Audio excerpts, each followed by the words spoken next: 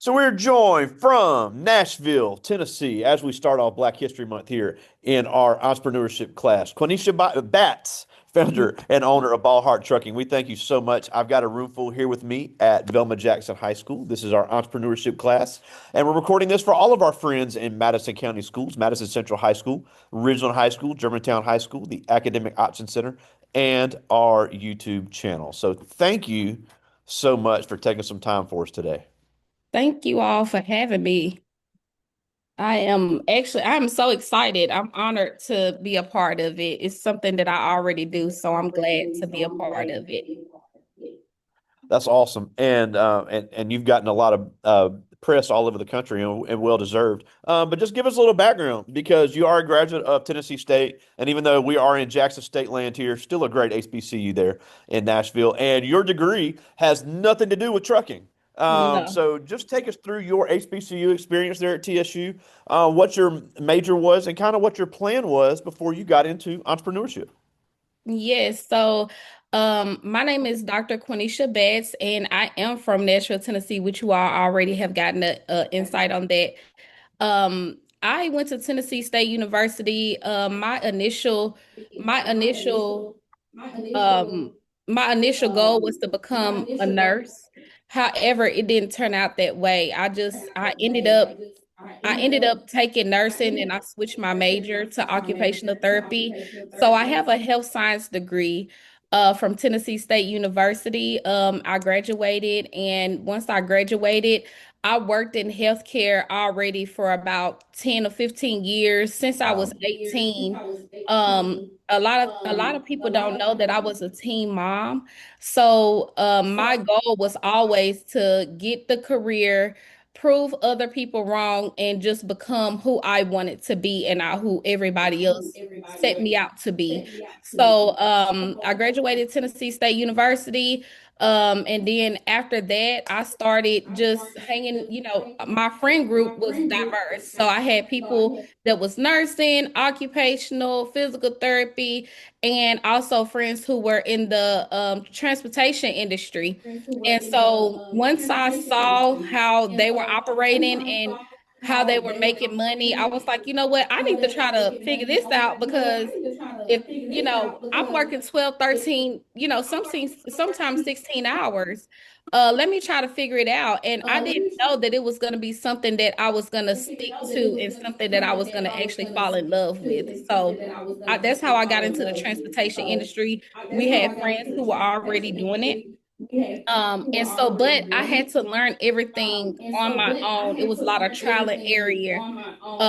So it wasn't like I had anyone there to give me the steps directly. This is what you need to do. I literally researched everything on my own and started it, and it took off from there. My first year in business, we made over $100,000. So I was like, I didn't even hardly know Wow. what I was doing, but once I figured it out, I was like, listen, if I can do this, then I can do that. And then it just became something that I wanted to continually do and force myself to be better every year. So yeah. That's incredible. And I tell you, something that I think gets lost in the transportation industry, and again, outside looking in, but I just cringe when I hear kids tell me, "Oh, I'm just going to drive trucks. I'm just going to be in transportation." I'm like, "What in the world just?" Hmm. There's so much involved, especially when it comes to licensing, but a lot that involved, of so much customer service is involved in this. And if nothing else, you have got to learn to manage time more so probably than any other business Hmm. because this business is all about moving things from point A to point B in a certain time frame. So talk about what maybe people may not realize, even if they don't want to be an entrepreneur, what people may not realize when it comes to the transportation industry, because every business is time sensitive to an extent.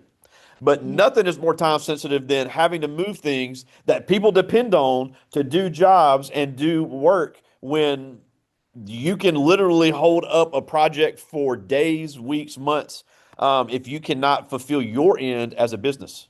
Yes. I hear that a lot when people say, "Oh, I'm gonna go into the trucking business. I'm gonna do this. I'm gonna do that." It's yes, you make good money, but just as much as you make good money, you also have to have good customer service. You also have to do things at a timely manner. I'm gonna give you a little story. We were running because in my business, I transitioned. I transitioned from having hot shot trucks, which that's a F-350 diesel, and then you get a 48-foot trailer. Then we transitioned from that to semi trucks. And then from semi trucks, now I'm in the dump truck business. So it has been a full transition over the course of the 10 years that I have been in business. But we had one guy that we had a load go all the way out to New York area, and it's Wow. very different. Um, and his mindset was, oh, I'm just trying to make the money. I'm just trying to make the money, but you can't make the money if you're not on time. He ran a load out into New York. He got there. He played around getting from point A to point B. There's state laws and regulations that you have to follow for a driver. You can only drive a certain amount of hours before you have to take a break and shut the truck down. You cannot drive 16, 20 hours without, if you're doing it the right way. So he gets to New York and he played around the entire time getting there. When he got there, the guys that were loading him, they said, "Hey, well, they called me. They said, "Hey, your driver haven't gotten here. What time are they going to be here? They're supposed to be here 2 hours ago." And, I'm calling him. He's saying, "Hey, I'm not this far along." To make the long story short, he basically got there late and they told him, well, we can't unload you and we can't get you loaded. Just like you have a job to do, they too have a job to do. And if you miss that time mark, then you miss out on the money. So now you're missing out on making money for the rest of the day because you decided to make pit stops. And when you got to the load, you want them to stay over. Well, they have to pay overtime just like I would have to pay you overtime for being late. So you have to take into considerations to try to get there on time. I always say if you're not on time, then you're late. We all like to sit around and mess around till it's almost time to do something. If you just take at least an hour before to get your day started, to get things done and already be at your destination, and like we always say, if you stay ready, you never got to get ready. So, you got to stay on time. You got to make sure that you're meeting them goals. Beat yourself, set high expectations for everything that you do. And that's kind of how I move. I set my expectations high. So if I don't meet something, I still met it.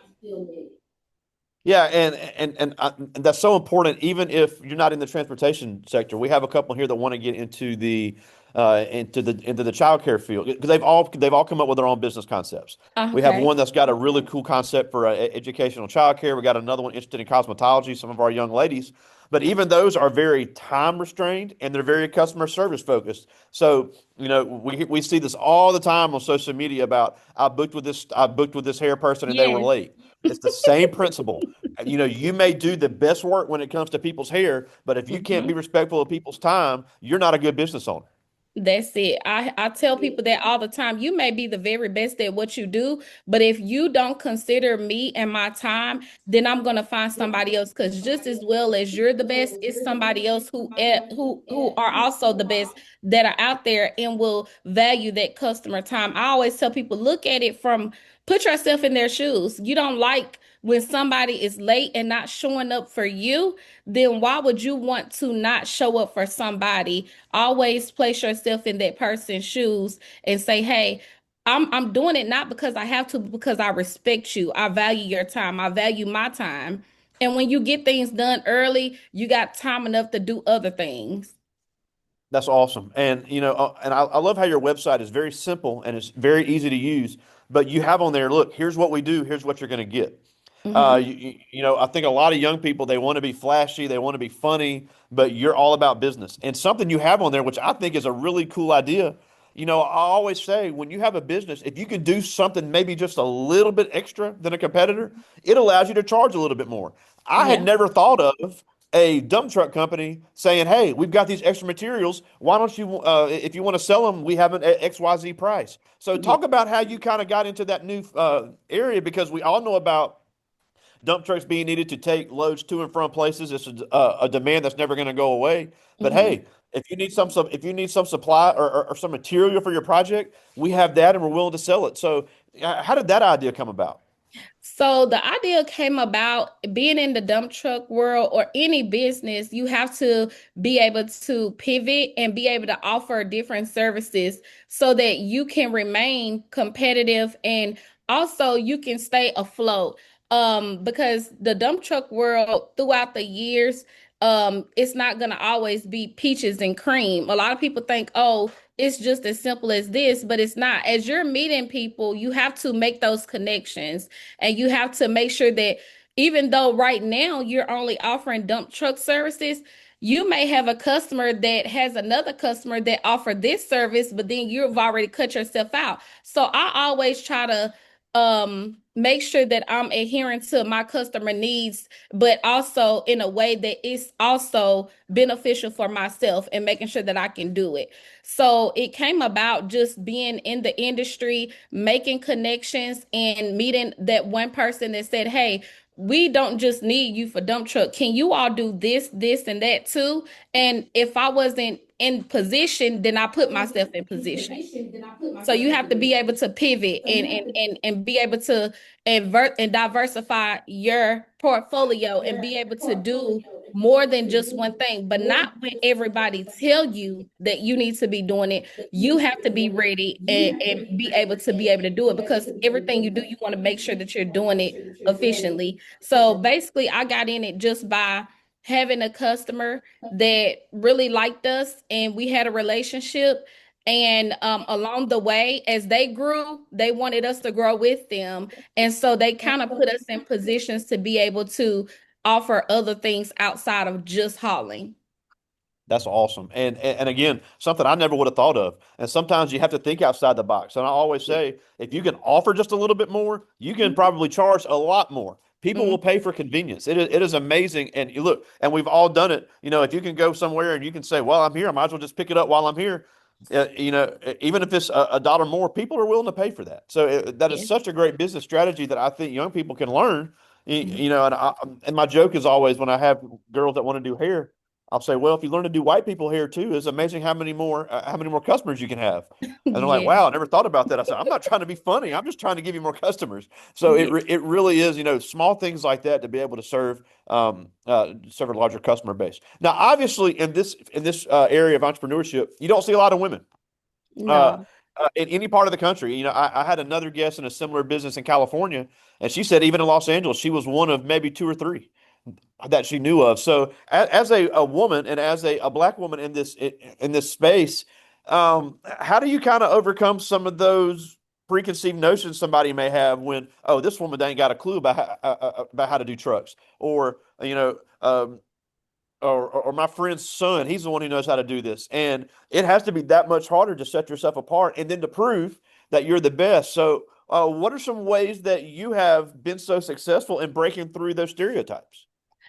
Confidence. You have to be confident in who you are and whose you There you are go. and the work that and the things that you do and the work that you provide to people.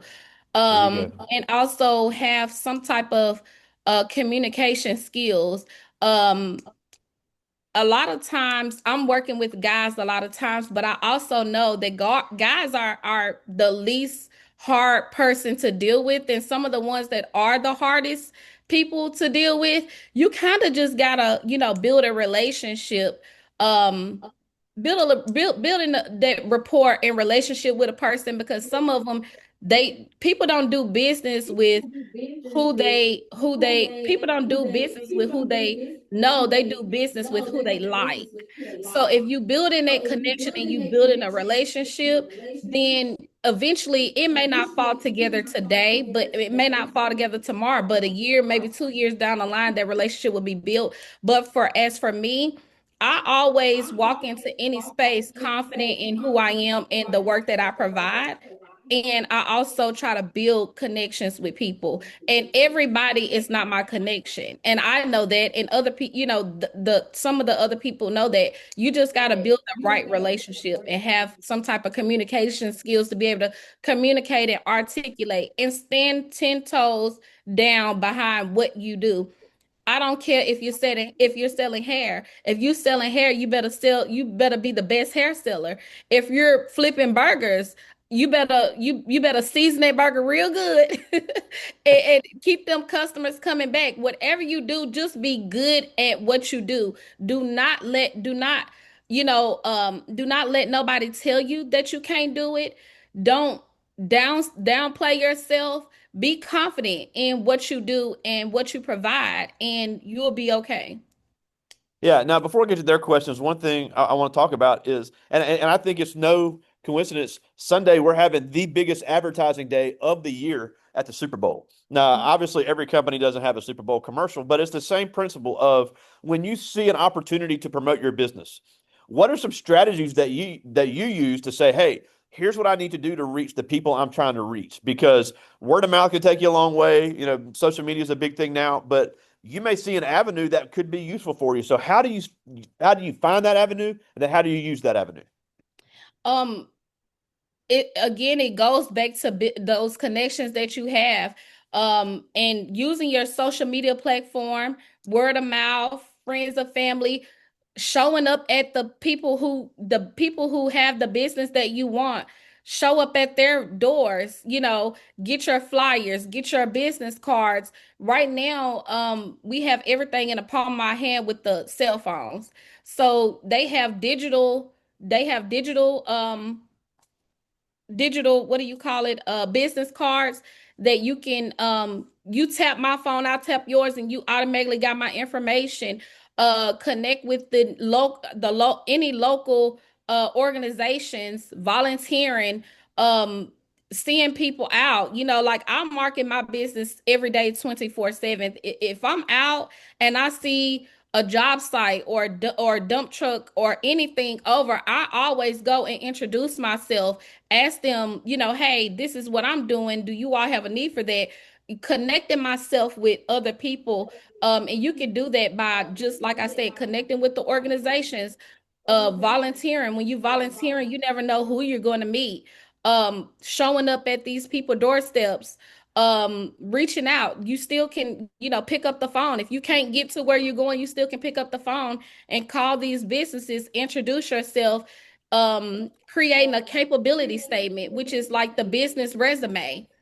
That's basically your business resume showing what all that you do, who you serve, why you serve them, and things of that nature. I mean, it's so many different avenues that you can go about, but for me, I market everywhere I go.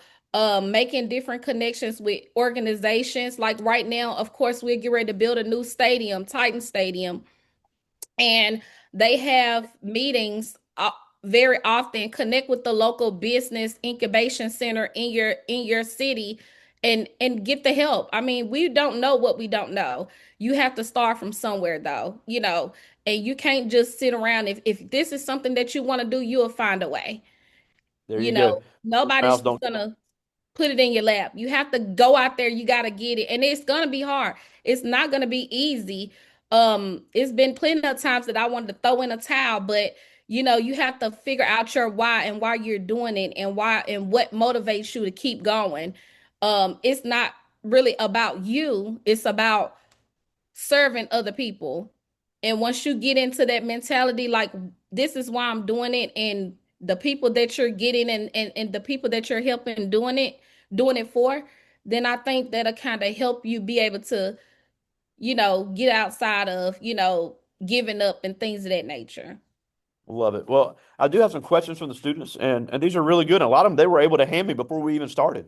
Mhm. But this first one, it was asked by two people, but it was Elijah Dawson, who's in 10th grade, and Jameer Mayfield, who's in 11th grade. He's one of our band members, part of the JROTC Color Guard here. He has a Mhm. really cool business concept for barbecue that not only is mobile, but also feeds the homeless. So it's really Mhm. an interesting social entrepreneurship idea.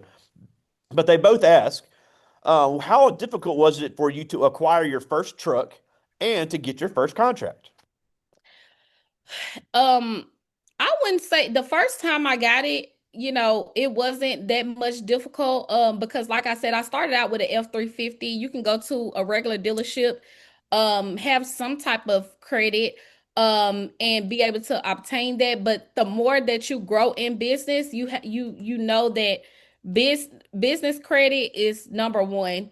Credit is king. If you don't have credit, then you need to try to figure out how to get it. And if you can't figure out how to get it, connect with somebody. And also, I'm opening up myself after all of this. If any of the students would like to reach out via email, if I can't help you, I can place you in the right direction to help to kind of get those things in order. But you have to have some type of business preparation in order to get move forward with like business credit and things of that nature. Because as I got into the dump truck world, we're talking about 200 and $300,000 trucks now. So you have to have some type of credit. And it was hard at first because your business have to be making money.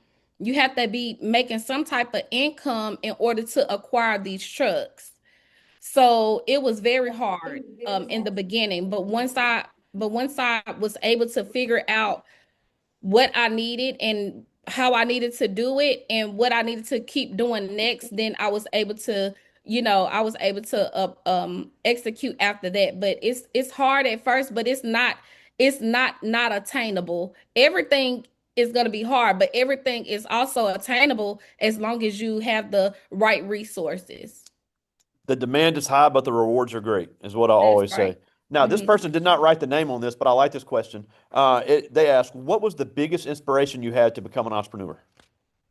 Like I said, my biggest inspiration was being a teen mom and also growing up uh one of the less fortunate. So as I gotten older, I've already had these stigmas against me by being a teen mom. People thought that I wouldn't graduate high school, let alone go to school and get, go to college and get a doctorate degree, start my own business and make millions doing it. And so for me, it was my biggest obstacles were and my biggest the question was what was my biggest obstacles, right? What was it that made you want to create your own, become an entrepreneur? Entrepreneur. Yes. Seeing my children and knowing that I wanted more for myself and being able to create my own time frame to a certain extent to free myself up from a lot of the times that I had to be away from my children, not Yeah. being able to focus on the things that I wanted to do because I had to be here for 12 or 16 hours. You still, as an entrepreneurship, has to create that time, but it frees you from a lot of other things that would per se be necessary. You kind of make your own schedule. You do a lot of things on your own time, but you still have to get up and make sure you make things happen. Yeah, and that's a huge pro. And a lot of kids say they want to do that, but then they don't know what it takes to get to that point. But Hmm. I'm glad you mentioned that. I got time for two more. This is Shanaria Lewis. She's in 10th grade, has a really cool community center and business idea. And she asked, "What's the biggest mistakes you made that you wish that you learned from, and what could you have done differently?" That's a good question. I would say my biggest mistake would be not betting on myself sooner. There you Um, go. because I'm the person that everybody calls me for everything, but I can't call nobody for anything at one point in my life. And I will always put other people before myself. I will help people start businesses. I will help people, do everything, business wise and relationship wise. And the moment the light bulb went off and said, you know what? You would be better off if you did all the things that you were doing for everybody for yourself. Put yourself in position to win first, and then you can turn around and help people. So I would say my biggest mistake would be not betting on myself sooner and doing what I wanted to do and becoming who I wanted to be sooner than I did. It's funny you say that because I say that I answer that question the exact same way. So it really is amazing how many people feel that way. But I got one more, and this is Tredarius Quinn. He's in 10th grade, member of our drum line here at Velma Jackson also has a great idea for a clothing brand that he's already started to operate. But he asked, what does a typical day look like for you on a day-to-day basis? Typical day, getting up at 5:30 in the morning. I have a new baby. She's one, so Oh, of course I have to congratulations. thank you. So I have to get her, situated, and that goes a long way because I have twin boys who are 21, and then I have a 1 year old. But my typical day is the first thing I do when I get up in the morning time is I pray. I pray and I thank God. I'm, just having gratitude, which I feel, that's the start of my day. Praying and asking God to order my directions, even though I know what it is that I want to do. But having that prayer life, I think, has really opened up way more doors than I could have opened up on my own. And then after I finish praying, I get up, I have my coffee, and I there's one thing that I do every day, and that's write down three things that I'm grateful for, Wow. whether at least three to four things that I'm grateful for every day. And I'll go in my office and I'll write down three things that I'm grateful for on my paper after I get done praying. And then I'll come and get my day started, open up emails, respond to any emails that I need to respond to. After that, I have operations, which I have to send my trucks out by 7. So by 7, I Wow. have people going to the places that they need to be.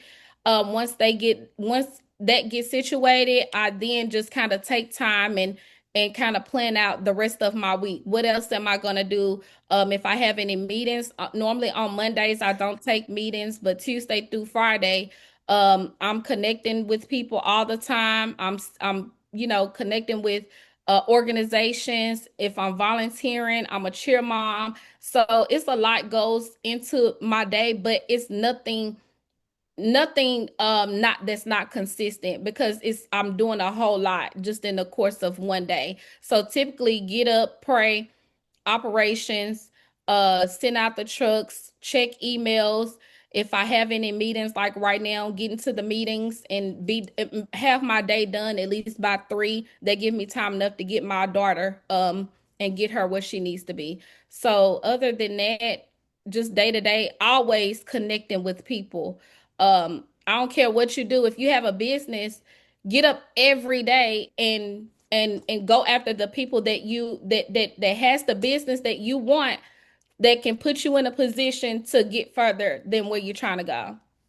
Love it. Now, do you know Dr. Danielle Gibson there in Nashville, founder of Black Business Boom? Oh, no, I don't know her, but I have heard of her. Okay, I can definitely get you guys connected. She's been on this platform, Okay. so I Yeah. would love to get the Nashville people connected, and she's a TSU person as well. Yes. But we're almost out of time, and we thank you so much for joining us, and we thank you for taking this meeting on a Monday. Yeah. But the couple things before we go. First of all, BalhartTruckingLLC.com is the Yes. website, correct? And all Mm-hmm. your social media handles are on there. Yes. Now, the last thing before we go, and obviously we'd be remiss if we didn't mention, the first weekday of Black History Month and how important it is to understand the role that Black entrepreneurs have played and continue to play in our economy. So even if these kids don't want to be a full-time entrepreneur, whether they want to have a side hustle or be a part-time entrepreneur, why should they understand the importance of that as they start transitioning from high school and say, look, being a Black business owner, whether it's on a large scale or a small scale, is so important not only to our community but to our economy. It's important because you are important and you want to leave a legacy. And whether you have children or not, but for generations to come, it's very important for you to step into who you are now. I mean, don't wait until next year. Don't wait until the year after. Whatever it is that you want to do it right now because the time is now. There's a scene in the Bible where they said that, when Jesus was, and that's if you're a believer, when they were out and they were crowded and they were looking through the crowds and trying to figure out who was going to be the person that was going to put them into position to be able to pass out the two fish and the five loaves of bread, and the child was the one who ended up being in position. And they say that children can go further than adults. So right now, if you have any type of vision, any type of motivation, whatever that is, that would get you to where you need to do, start right now. There you It's go. important because you are important. Your legacy, the generations that came before you, that's why it's important, so I say start now. Do it scared, do it alone, because sometimes you're going to have to do it by yourself. Sometimes the blessing is only for you, so you have to step into who you are and be confident in that and go for it.